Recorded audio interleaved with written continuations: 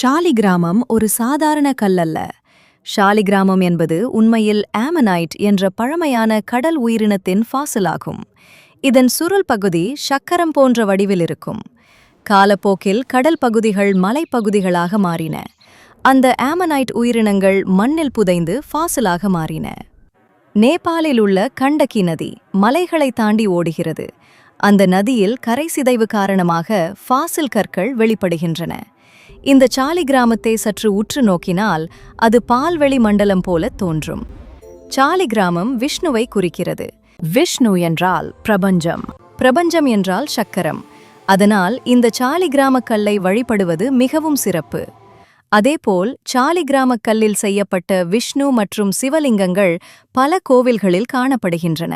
சாலிகிராம கல்வதைகள். சுதர்சன சாலிகிராமம் சக்கர குறியுடன் தீய சக்திகளை நீக்கும். கூர்ம சாலிகிராமம் ஆமை வடிவம் நிலைத்தன்மையை தரும்.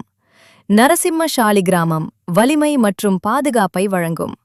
வராக சாலிகிராமம் வளமும் செல்வமும் தரும். பாலகிருஷ்ண சாலிகிராமம் குடும்ப சந்தோஷத்தை அதிகரிக்கும். லக்ஷ்மி நாராயண சாலிகிராமம் ஐஸ்வர்யமும் வளமும் தரும். இவை அனைத்தும் இயற்கையாக உருவான விஷ்ணு ரூபங்கள். நாள்தோறும் பூஜை கட்டாயம். அதேபோல் குறைந்தது கற்கண்டு அல்லது பானகம் நைவேத்தியம் செய்ய வேண்டும்.